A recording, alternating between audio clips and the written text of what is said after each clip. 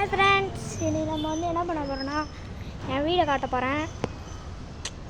எனக்கு ஒரே ஒரு விஷயம் தாங்க, ஒரே விஷயம் தான். என்ன விஷயம்னா, ப்ளீஸ் நீங்கள் நான் குட்டி பையன், அதனால் எனக்கு ஒரு இப்போ என்கிட்ட 11 சப்ஸ்கிரைபர்ஸ் இருக்காங்க.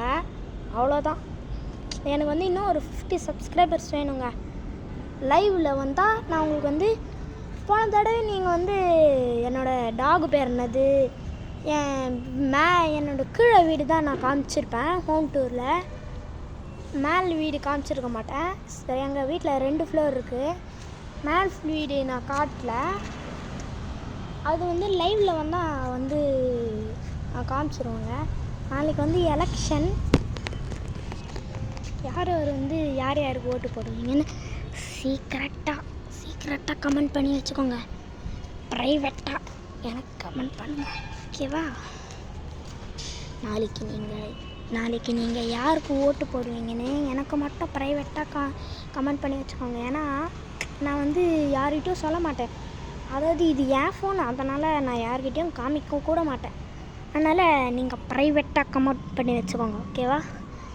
இந்த வீடியோ நீங்கள் பார்க்குறீங்கன்னா இப்போவே கமெண்ட் பண்ணிடுங்க. சரி, நாளைக்கு எலெக்ஷன், அதனால் நீங்கள் யார் பிடிக்குதோ போடலாம்.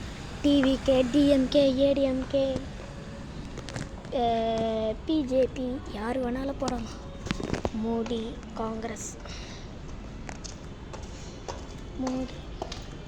மோடி, காங்கிரஸ், டிவிகே, விஜய், அப்படி இல்லைன்னா இவருக்கு கூட போடலாம், ஸ்டாலின் கூட போடலாம். இன்றைக்கி ஒரு சம்பவம் நடந்துச்சுங்க. அதை நான் வீடியோ எடுக்காமல் போயிட்டேன். நானும் எங்கள் பாட்டியும் கோவிலுக்கு போயிருந்தோம். அப்போ எங்கள் பாட்டியோட ஃப்ரெண்டு ஒருத்தவங்க வந்திருந்தாங்க. அவங்க பூக்கடை வச்சுருக்காங்க. அவங்க அந்த கோயில் எதிர்க்கவே தான் வச்சுட்டு அவங்க என்ன தெரியுமா சொன்னாங்க, நான் எங்கள் பாட்டி நாளைக்கு எலெக்ஷன் நீங்கள் என்ன பண்ண போகிறீங்க அப்படின்னு கேட்டாங்க. அதுக்கு அவங்க நான் இந்த மாதிரி டிவி கேக்கு போட போகிறேன் அப்படின்னாங்க.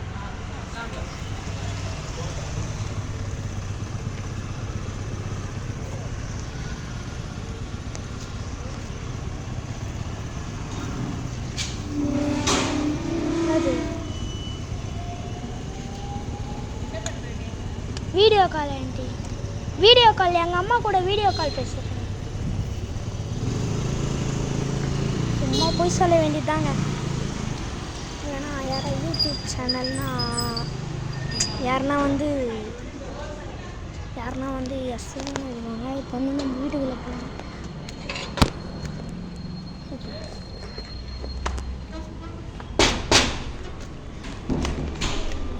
தாத்தா